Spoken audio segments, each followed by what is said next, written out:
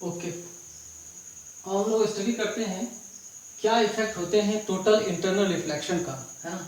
यहाँ देखिए, increment in duration of sun's visibility, sun's के विजिबिलिटी में भी इंक्रीमेंट होता है जब सनराइज हो रहा होता है। ऑब्जर्वेशन देखेंगे, यहाँ मान लो एक आदमी है, जब सनराइज हो रहा होता है उस केस में क्या होती है, सनराइज होते समय जो एटमॉस्फेयर का स्थिति होता है वो क्या होता है, अर्थ के जो आसपास एटमॉस्फेयर है डेंसर होता है, और जैसे ऊपर जाते हैं वो रेयर होते जाता है। तो लाइट तो यहां से जाएगा ना, लाइट तो ऑब्जेक्ट से आदमी के आंख तरफ जाएगा, यहां से जाएगा तो ही आदमी को दिखेगा, है ना। ये तो नीचे है, आदमी को दिख नहीं रहा है, तो फिर होगा क्या, ये एक्चुअली हॉरिजॉन्टल होना चाहिए, ये ऐसा नहीं होना चाहिए, यहाँ पे ज्यादा ही ऊपर चला गया, है ना। ये हॉरिजॉन्टल होना चाहिए, ये आदमी के आंख के पास जाना चाहिए, और ये कुछ इस तरह से हॉरिजॉन्टल होना चाहिए, है ना। यहाँ हॉरिजॉन्टल सन का इमेज दिखेगा, ठीक है जी, सन का इमेज दिखेगा, रे जा रहा है ऑब्जेक्ट से और टोटल इंटरनल रिफ्लेक्शन हो रहा है ना। यहाँ क्या हो रहा है भाई, टोटल इंटरनल रिफ्लेक्शन हो रहा है। इसकी रिफ्रैक्टिव इंडेक्स ज्यादा है, इसका रिफ्रैक्टिव इंडेक्स कम है, because this is rare medium, this is denser medium. तो डेंसर मीडियम से रेयर मीडियम में जाने की वजह से यहाँ हो रहा है टोटल इंटरनल रिफ्लेक्शन, और लाइट क्या हो रहा है, वापस इस मीडियम में जा रहा है, जिसके वजह से क्या हो रहा है, इसके आंख में एक इमेज बन रहा है, सन दिखता है उसे कि वो राइज हो चुका है। एक्चुअली सनराइज नहीं होता है, एक्चुअली सन अभी यहाँ पर, सन अभी कहाँ पर है, यहाँ पर है, ऑब्जेक्ट यहाँ पर है, और इसका इमेज यहाँ दिखने के वजह से एक भ्रांति पैदा होती है। क्या पैदा होता है भाई, एक भ्रांति पैदा हो जाता है, एक भ्रम पैदा हो जाता है, जिसको एक्सप्लेन करता है total internal reflection. Total internal reflection उस चीज का एक्सप्लेनेशन बताता है। तो आदमी के आंख में वो इमेज आता है, उसे दिखता है कि ये क्या है, टोटल इंटरनल रिफ्लेक्शन हो रहा है, ठीक है। चलिए, कोई दिक्कत नहीं है, इमेज दिख रहा है। तो 2 मिनट का फासला होता है, 2 मिनट तक सनराइज हुआ भी नहीं होता है, हॉरिजॉन पे आया भी नहीं होता है, ये सन जो है हॉरिजॉन पे आया भी नहीं रहता है, फिर भी आदमी को एहसास हो जाता है कि सन हॉरिजॉन के पास, हॉरिजॉन पे आ गया, हॉरिजॉन्टल हो गया, हॉरिजॉन पे आ चुका है। ये भ्रांति है, ठीक है।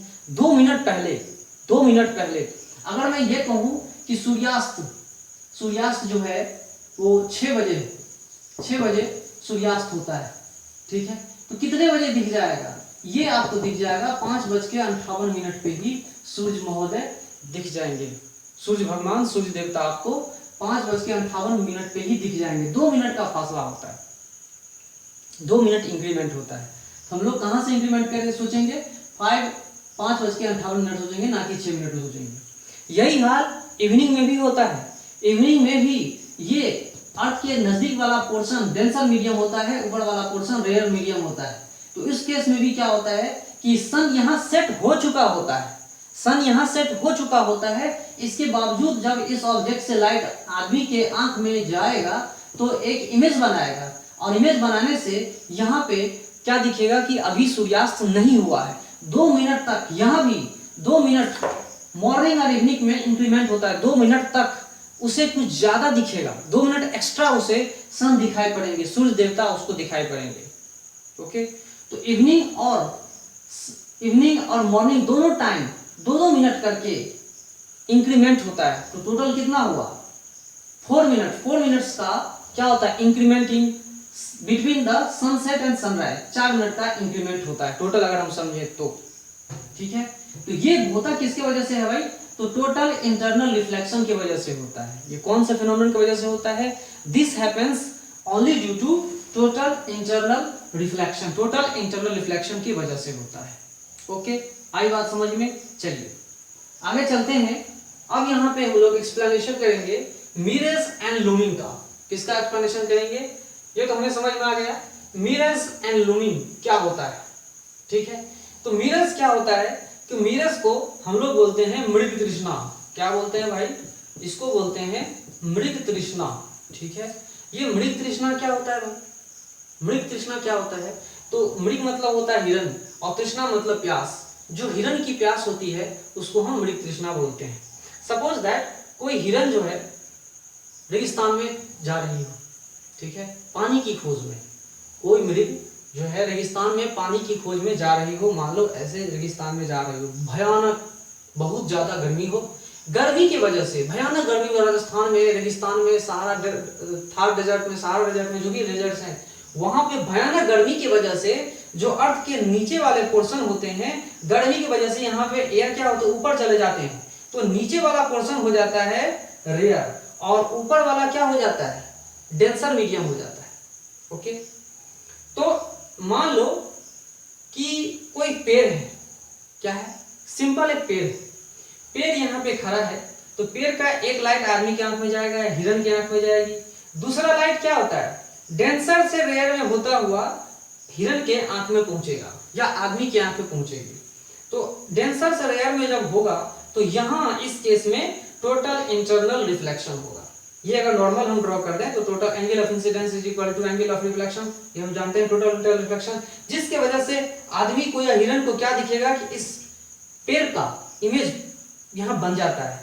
और जब इस तरह का इमेज बनता है, दिखता है, तो किसी भी इंसान को ये बात समझ में आ जाती है, उस दिमाग में पिक्चर डाल देता है कि यहाँ पानी होगा, यहाँ पानी होगा। लाइक दैट वो ऐसा समझता है जैसे कहीं पे पानी के पास आप पीपल का पेड़ देखते हैं और उसका इमेज देखते हैं तो आपको दिखाई पड़ जाता है कि वहाँ पानी है, पहले से ही इमेज क्लियर रहता है, इंसान के दिमाग में ये बात क्लियर रहती है। या मृगों के बारे में या किसी भी जानवर के दिमाग में सेट रहता है कि तालाब के पास जो भी पेड़ पौधा है उसका इमेज पानी में बनता है, उल्टा बन जाता है, उल्टा बनता है। वो भी इन्हें ऐसा दिखेगा तो उन्हें नजर आएगा कि यहाँ क्या है, पानी है, यहाँ क्या दिखेगा, पानी है। प्यास के लिए यहाँ आएगा लेकिन पानी यहाँ नहीं मिलेगा, पानी यहाँ नहीं मिलता, फिर भटक जाता है, फिर कहीं दिखता है तो फिर उसे लगता है पानी है, फिर भटकता है, फिर उसे लगता है पानी है, लेकिन ऐसा कहीं नहीं मिलता है। ऐसे ऐसे घटना को हम इंग्लिश में मिरज बोलते हैं और हिंदी में उसको मृग तृष्णा बोलते हैं। जैसे संसारिक आदमी का हाल है, हर जगह वो क्या सोचते हैं, यहाँ ये काम करेंगे तो सुख मिलेगा, वो काम करेंगे तो सुख मिलेगा, ऐसा करेंगे तो सुख मिलेगा, वैसा करेंगे तो दुख मिलेगा, लेकिन कहीं भी सुख शांति नहीं है। हर बात में टेंशन होता है, हर चीज में टेंशन है, प्रॉब्लम है, ठीक है, तो लोग परेशान हो जाते हैं। इसी को बोलते हैं मृग तृष्णा। संसार क्या है, मृग तृष्णा है। संसार क्या है, मृग तृष्णा है। तो वही मृग तृष्णा को हमने एक्सप्लेन किया है, यहाँ फिजिक्स की तरह हमने एक्सप्लेन किया है। ये डेजर्ट्स में होते हैं जहाँ हाई टेम्परेचर होता है, बहुत ज़्यादा हाई टेम्परेचर होता है। और इसको आप लोग हाई टेम्परेचर, कोई जरूरी नहीं कि थार डेजर्ट या डेजर्ट में ही ऑब्जर्व करो। आप गर्मी के दिनों में कहीं बस से ट्रेवल कर रहे होते हैं तो रोड पे ही आप देखना, भयानक गर्मी की वजह से वहां आप रोड के किनारे कुछ दूरी पे देखो पानी रहता है, आपको दिखता है, एक्चुअली आप पानी नहीं रहता है। वहां भी मिरज होता है, वहां भी मिरज फॉर्मेशन होता है। कोई चीज का इमेज, रोड का ही उल्टा इमेज दिखता है पानी में। रोड पे ही आप चल रहे हैं, है ना, और भयानक गर्मी हो तो लोअर जो यहाँ पे लोअर अर्थ का सरफेस के पास में जो एटमॉस्फेयर हो रेयर हो जाता है, ऊपर वाला क्या होता है, डेंसर हो जाता है, ठीक है। तो रोड का ही इमेज दिखता है, हमें दिखता है कि पानी है लेकिन रहता नहीं है वहां पर पानी, वहां भी पानी नहीं रहता, उसके भी हम मृग तृष्णा बोलते हैं। और जब वहां बस वहां नजदीक पहुंचती है तो वहां पानी दिखता ही नहीं है। ये हमने बहुत बार ऑब्जर्व किया, आप भी ऑब्जर्व किए होंगे, उसी को मृग तृष्णा बोलते हैं, ठीक है। रोड का ही इमेज उल्टा दिखता है, ऐसा दिखता है कि रोड का इमेज नीचे बन जाए तो आपको दिखेगा कि भाई पानी होगा, लेकिन पानी वहां बिल्कुल नहीं रहता। इसी को हम मृग तृष्णा के नाम से जानते हैं, मिरज, है ना। वो कहाँ होता है, जहाँ हाई टेम्परेचर हो। गर्मियों के दिनों में ये होता है, गर्मी के दिनों में, है ना, हाई टेम्परेचर की वजह से होता है, हाई टेम्परेचर, है ना। चलिए, हाई टेम्परेचर की वजह से गर्म प्रदेशों में इस तरह की घटनाएं होती रहती है, आम बात है, कोई आश्चर्य की बात नहीं है। लेकिन ठंडे प्रदेशों में क्या ऐसा घटना घट सकता है, ऐसा घटना नहीं घटता ठंडे प्रदेशों में, लेकिन वहां इसी टाइप का सिमिलर घटता है जिसको हम लूमिंग बोलते हैं। इसको हम क्या बोलते हैं, लूमिंग। जो ठंडे प्रदेशों में ऑब्जर्व किया गया है, मान लो ठंडे प्रदेशों में घर कुछ इस तरह का रहता है, बर्फीला इलाका में कुछ घर इस तरह का रहता है कि बर्फ गिरे तो नीचे ढह जाए, तो इस घर का इमेज उल्टा दिखता है, आसमान में उल्टा दिखता है। अरे भाई, तो किसी ऑब्जेक्ट का इमेज तो इस तरह से कोई देखेगा ही नहीं, तो कैसे दिख रहा है। अगर दिखेगा तो इसको क्या बोलते हैं, लूमिंग बोलते हैं। ये आश्चर्यजनक चीज है, लूमिंग, इसी का उल्टा इमेज बन के यहाँ दिख रहा है। ये अगर ऑब्जेक्ट है, ये अगर हाउस है ना, ये अगर ऑब्जेक्ट है तो ये क्या है, इसके ऊपर जो बना ये क्या है, ये इमेज है, ठीक है। ये ऑब्जेक्ट और इमेज किसके वजह से है भाई, तो टोटल इंटरनल रिफ्लेक्शन की वजह से होता है। ठंडे के समय में ये मान लो अपना अर्थ सरफेस है, ये क्या है भाई, अर्थ सरफेस है ना, ये हमारा अर्थ सरफेस है। और अर्थ सरफेस पे ठंडे के समय में क्या होता है कि जो अर्थ के नजदीक वाला एटमॉस्फेयर होता है वो डेंसर होता है, डेंसर मीडियम बन जाता है, और ऊपर वाला क्या होता है, रेयर मीडियम बन जाता है, ठीक है। तो डेंसर और रेयर, तो लाइट क्या होगा, अभी डेंसर से रेयर में जाने की कोशिश कर रही है, लाइट क्या हो रही है, डेंसर से रेयर में जा रही है, जाने की कोशिश करेगी, लेकिन क्या होगा, टोटल इंटरनल रिफ्लेक्शन होगा। When light travels from denser to rare, total internal reflection can takes place, होता है, टेक्स प्लेस करता है। तो यहाँ जब टेक्स प्लेस करेगा तो आदमी के आंख में क्या दिख रहा है, इसका इमेज यहाँ बनता हुआ दिखेगा, इसका इमेज कहाँ दिखेगा, यहाँ उल्टा इमेज उसका दिखता है, इसी को हम लोग लूमिंग बोलते हैं। ये ठंडे प्रदेशों में पाया जाता है, ठंडे प्रदेशों में जहाँ पे low temperature, very low temperature है ना, जहां पर कम टेम्परेचर होता है, वहां इस तरह की घटनाओं को ऑब्जर्व किया जा सकता है, ऑब्जर्व करके देखा गया है, ठीक है जी। चलिए, तो हमने इतना सारा चीज आपको बता दिया, टोटल इंटरनल रिफ्लेक्शन का ऑब्जर्वेशंस, फिनोमेनन नेचर में आपको इजी वे मैंने बता दिया इतना सारा चीज। ओके, फिर अब कुछ न्यूमेरिकल्स बनाएंगे, फिर आगे चलने की कोशिश करेंगे।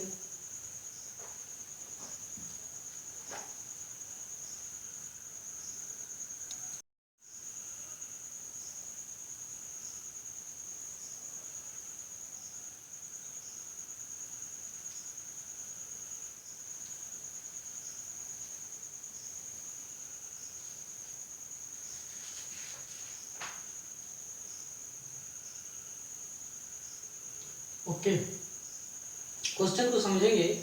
ये IIT 1989 का क्वेश्चन है ना। एक राइट एंगल आइसोसेलेस प्रिज्म है ना, ये 45 डिग्री एंगल है, तो ये 45 डिग्री होगा। इस पे 3 कलर हम लोग गिराते हैं, ब्लू, ग्रीन एंड रेड, तीनों कलर को हम इसके ऊपर इंसिडेंट कराते हैं, ठीक है। इस प्रिज्म के लिए, इस ग्लास प्रिज्म के लिए रेड कलर का रिफ्रैक्टिव इंडेक्स कितना है, 1.39, ग्रीन का कितना 1.44 और ब्लू का कितना 1.47। तो पूछा, क्वेश्चन क्या है, which colour will be separated by the prism, कौन सा कलर सेपरेट कर दिया जाएगा, which colour will be separated by the prism, कौन सा कलर को प्रिज्म क्या करेगा, सेपरेट कर देगा। तो बताइए कौन से कलर को सेपरेट करेगा, है ना। मतलब अब सेपरेट कैसे करेगा वो सोचिए। मान लो तीनों का तीनों लाइट इस साइड से जा रहा है, तो यहां इस सरफेस पे रिफ्रैक्शन नहीं होगा, ठीक है, no refraction, no bending of light, सीधा लाइट गिर के यहां आ जाएगा, यहां आ जाएगा, यहां आ जाएगा, यहां आ सकता है, इस तरह से लाइट जाएगी, ठीक है। यहां रिफ्रैक्शन होने से रहा, यहां रिफ्रैक्शन होने से रहा, यहां रिफ्रैक्शन होने से रहा, no refraction at this points, इस सरफेस पे रिफ्रैक्शन नहीं होगा, ठीक है। अगर रिफ्रैक्शन होगा तो बताना है, कम से कम ये बताओ कि कौन कौन से कलर को टोटल इंटरनल रिफ्लेक्ट कर रहा है प्रिज्म, कौन कौन से कलर को, उसके बारे में हम लोग सोचेंगे। तो चलिए, टोटल इंटरनल रिफ्लेक्शन के लिए for TIR, total internal reflection के लिए angle of incidence must be greater than क्या, क्रिटिकल एंगल, ठीक है। Angle of incidence must be greater than critical angle, ठीक है। चलिए, तो एंगल ऑफ इंसिडेंस, और ये मान लो एयर है, ये भी क्या है, एयर है, दोनों साइड एयर है, और इसी तरह से हम लोग क्वेश्चन को बनाएंगे, काफी इजी पड़ जाएगा। नहीं तो अगर ये दो मीडियम अलग अलग होते तो डिफरेंट सिचुएशन आ जाता। दो पेयर मीडिया के लिए, एक ग्लास है, एक प्रिज्म है ना, और एक एयर है, इस मीडियम के लिए हम सोचते हैं कि angle of incidence must be greater than critical angle, ठीक है। तो साइन लगाते हैं तो क्या आ रहा है, sign I must be greater than critical angle, तो sin IC that is equal to 1 upon mu, where mu is the refractive index of this prism, इस प्रिज्म का रिफ्रैक्टिव इंडेक्स होगा। तो sin I क्या है भाई, तो यहां पर अगर नॉर्मल में ड्रॉ करूं तो एंगल ऑफ इंसिडेंस कितनी होगी, अगर मैं 90 डिग्री यहां पे खींचूं तो क्या होगा, एंगल ऑफ इंसिडेंस ये कितना होगा, इसे भी हमें फाइंड करना जरूरी है, ठीक है। बिना इसे फाइंड किए होंगे काम नहीं बनेगा। ये 90 डिग्री है, ये 90 डिग्री है, तो कितना होगा 45 डिग्री। तो ये कितना होगा, ये कितना होगा, ये 45 डिग्री हो जाएगा। चलिए हमें पता चला angle of incidence is equal to 45 degree. It means mu is greater than 1 upon sin 45 degree. sin 45 का मतलब क्या, 1 upon √2 that is equal to √2। Refractive index क्या होना चाहिए, 1.414 है ना, तो इससे ज्यादा होना चाहिए, रिफ्रैक्टिव इंडेक्स इससे ज्यादा होना चाहिए। तो कौन कौन से कलर का रिफ्रैक्टिव इंडेक्स इससे ज्यादा है 1.414 से, तो ग्रीन और ब्लू कलर का क्या होगा, रिफ्रैक्टिव इंडेक्स इससे ज्यादा है। तो टोटल इंटरनल रिफ्लेक्शन इन दोनों केसेस में होंगे। बाद बाकी रेड कलर में क्या होगा, रेड कलर में क्या होगा, टोटल इंटरनल रिफ्लेक्शन नहीं होगा। Red colour will get transmitted, red colour पार हो जाएगा। कहां है भाई रेड कलर, रेड कलर सीधा चला जाएगा, रेड कलर पार कर जाएगा, ये इंटर रिफ्लेक्ट कर जाएगा, ये भी इंटर रिफ्लेक्ट कर जाएगा। सो क्या लिखा हुआ, which colour will separated by the prism, कौन सा कलर प्रिज्म के द्वारा सेपरेट कर दिया जाएगा। तो ये दोनों तो इसके अंदर में ही रह जा रहा है, मिक्स करेंगे, लेकिन अलग कौन हो जा रहा है, red, red will be separated by the prism. Red को क्या करेगा प्रिज्म, अलग कर देगा। ओके, रेड को क्या करेगा, अलग कर देगा। देख लीजिए, समझ लीजिए। और प्रिज्म जो है ग्रीन और ब्लू को क्या करेगा, टोटली इंटरनली रिफ्लेक्ट कर देगा। Okay,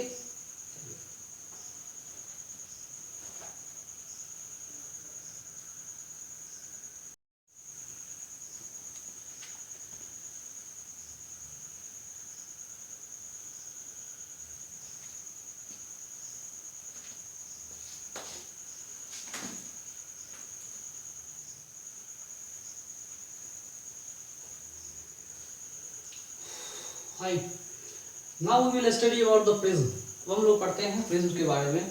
what do mean by prism, prism का क्या मतलब होता है ना, what is the definition of prism. Okay,